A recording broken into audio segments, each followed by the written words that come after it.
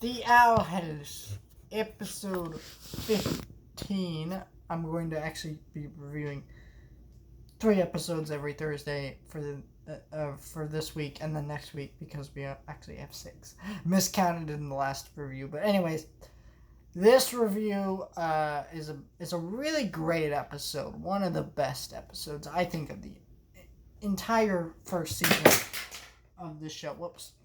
I dropped my Dundee from The Office.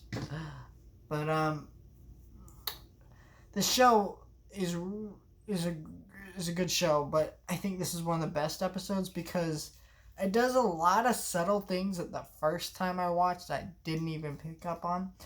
Basically, this episode, they have a little class where they mess with people's memories and they create photos. When Amity sees a photo of her and Willow as friends, because she doesn't want them to know that they were friends. And we knew that Willow and Amity were friends, but there isn't really much deep dive into that until this episode. And so there's also a subtle line from Amity in this episode where she says the name of her family. They don't associate with people who aren't considered popular or whatever, or something like that. I can't remember the line, but it's very obvious that what she's doing is she's putting on a little bubble to fit in with cliques. Not because she's trying to be popular, but she's trying to be what her parents expect her to be. They're pressuring her into being something. And that's very much shown off in this episode, and you get why Amity didn't tell Willow because she didn't want her to know the truth of what happened. But then you also understand why Willow just takes it as, wow, this person was a jerk, but at the end of the day, she wasn't being a jerk. So both sides have legitimate arguments here, but it's also a really great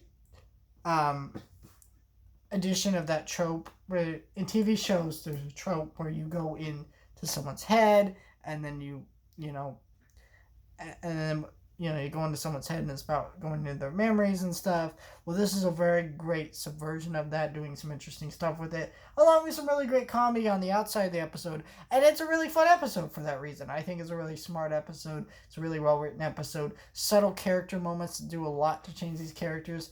And what I really like about this episode is this isn't like, oh, they immediately patch up and they're friends again. No, it does take some time. You still see the hurt that's left from these events. And I think that's a great thing because that's how it should be. There should be that hurt, that kind of heartache, because, this is something that was broken for years and, now is subtly being fixed, but maybe not going to heal immediately because that's not how things happen in real life. It's a really great thing to show to children is that sometimes that when your friendships hurt and fall apart, you can patch them up and maybe they'll be friends again, but it does take time, work, and effort. And I think that's it's a great episode overall for that reason. And it's a really well written, solid episode of The Owl. It's one of the best episodes of the season.